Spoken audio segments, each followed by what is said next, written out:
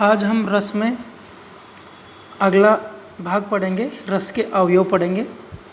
रस के अवयव में हमने पहले देखा था, सबसे पहले आया था स्थायी भाव।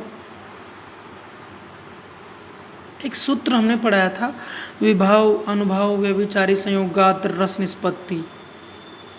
तो उसमें जो पहला अवयव था रस का,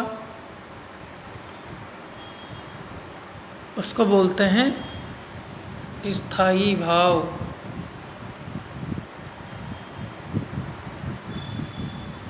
स्थायी भाव के बाद जो दूसरा आएगा उसको बोलेंगे विभाव। विभाव का अर्थ होता है भावों के कारण।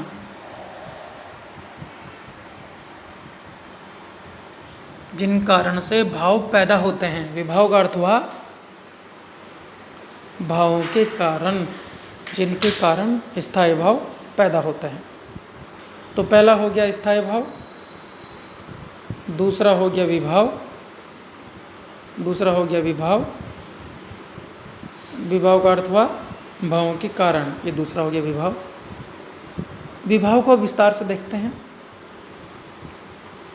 विभाव का अर्थ एक बार दोबारा मैं बता देता हूँ। विभाव यानी भावों के कारण, जिस कारण से भाव पैदा होते हैं। हाँ, परिभाषा देखते हैं। किसी भाव के परिवर्तन में दो पक्ष आवश्यक होते हैं। एक तो वह जिसके हृदय में भाव उत्पन्न हो, संचारित हो। दूसरा वह जिसके प्रति वो भाव प्रवृत्त होता है। जैसे इसमें देखो, एक तो वह जिसके हृदय में भाव उत्पन्न होता है, पहला, तो उसको बोलेंगे आलंबन। जिसके लिए पैदा हो उसको बोलेंगे आलंबन। इसके प्रति, ये दूसरी लाइन देखो, इसको मैं ऊपर लिख देता हूँ। जिसके हृदय में पैदा होगा,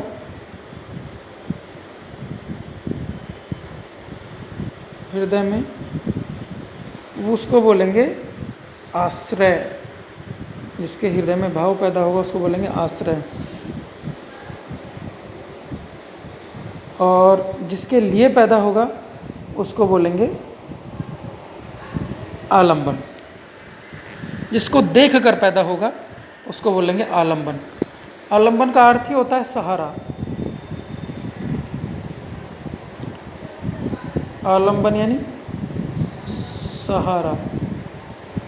जिसके सहारे रस पैदा होगा वो होगा आलंबन। इसको इस तरह से समझो, जैसे नायक या नायिका है। जैसे राम और सीता है, नायक नायिका को भी भूल जाओ। जैसे राम और सीता है, वो दोनों पुष्प वाटिका में मिलते हैं, गार्डन में मिलते हैं। सीता को देखकर राम के हृदय में रस पैदा होता है, श्रृंगार रस। या इस तरह से देखो कि राम को देखकर सीता के मन में रस पैदा होता है, श्रृंगार रस। तो सीता यहाँ पे क्या हो गई? सीता हो गई, अगर सीता की नज़र से देखें तो सीता हो गई आश्रय। और राम की नज़र से देखेंगे तो राम हो जाएगा आश्रय।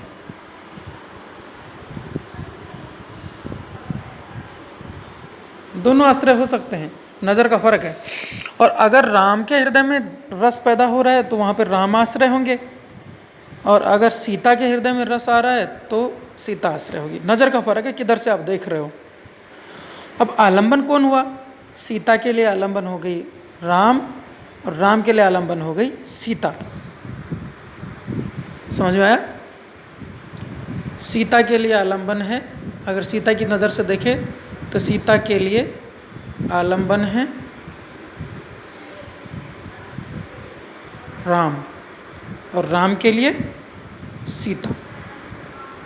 राम के लिए सीता है, यह आलंबन हो गया।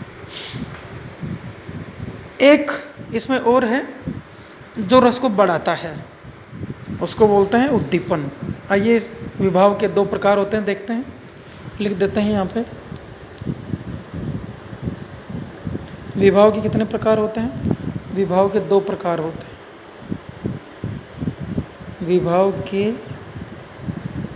दो प्रकार, आलंबन और उद्दीपन। विभाव के कितने प्रकार?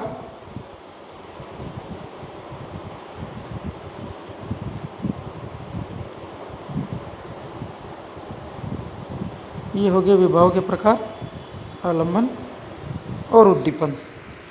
आलंबन अभी बताया, जिसको देखकर, जिसके सहारे, जिसके आश्रय से रस पैदा होता है उसको आलंबन कहते हैं। आलंबन का अर्थ ही होता है सहारा।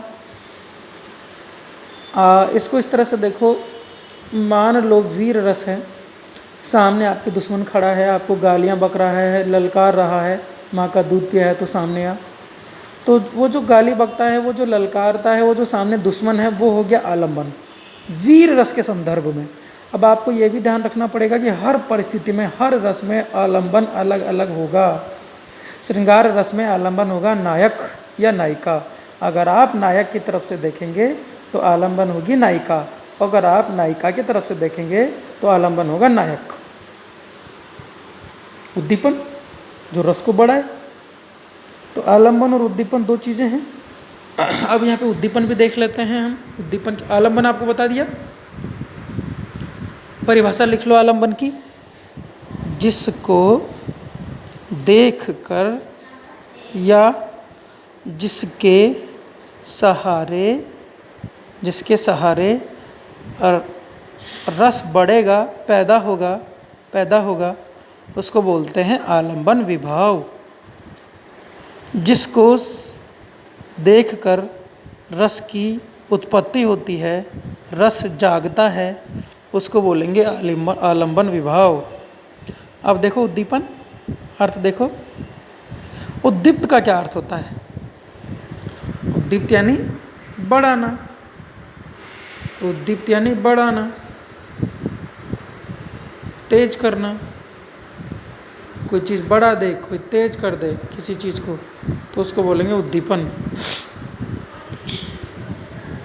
अब देखो आलंबन विभाव यानी जिसके आधार पर, अर्थात जिसे देख सुनकर मनोविकार जागते हों, जैसे श्रृंगार रस में प्रिय का या नायक का या नायिका का एक दूसरे को देखकर श्रृंगार रस से पूरित हो जाना, श्रृंगार रस से भर जाना, पूरित हो जाना यानी भर जाना, तो ये आलंबन रस का, ये आलंबन विभाव का उदाहरण हो गया।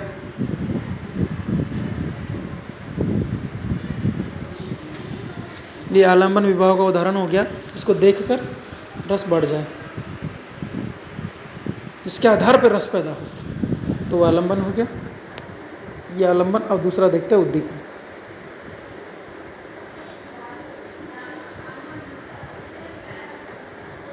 उद्दीपन विभाव जो जागे हुए मनोविकार को उद्दीप्त करे, बढ़ाए, उत्तेजित करे, उसे कहते हैं उद्दीपन विभाव।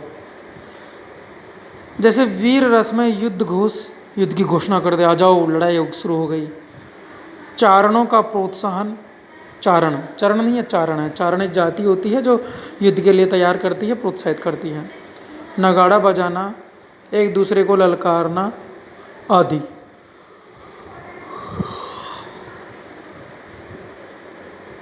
तो इस तरह से ये रस का दूसरा अवयव समाप्त हुआ, इसको बोलेंगे हम विभाव। पहला हमने पढ़ा था स्थायी भाव, पहला हमने पढ़ा था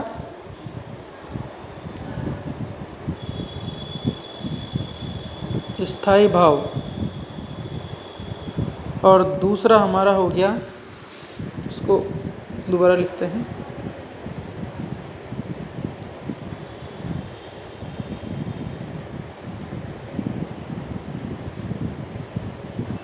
और दूसरा हो गया विभाव,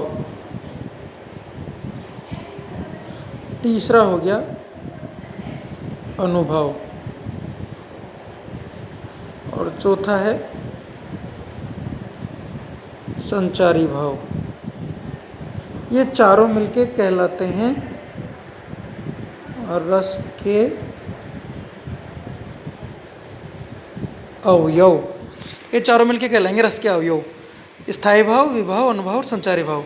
हमने स्थायी भाव पढ़ लिया, हमने स्थायी भाव पढ़ लिया, हमने विभाव पढ़ लिया, अब हम पढ़ेंगे अनुभाव और संचारी भाव। ये दो हमारे बच्चे हैं। अवयव बोले अंग, अवयव यानी अंग, रस के अवयव, तो अवयव बोलते हैं अंग को, यानी किन चीज़ों से मिलके रस बना होता है। तो रस में स्थायी भाव होगा, विभाव, स्थायी भाव हमारे मन में होता है, विभाव होगा, अनुभव होगा, संचारी भाव होगा और व्यभिचारी भाव होगा। ये मैंने बताया। अवयव बोलते हैं अंगों को, अवयव यानी अंग। ये 4 हो गए रस के अवयव। आज की हमारी क्लास यहीं तक है, आगे हम बात करेंगे अनुभव पर। धन्यवाद सभी का।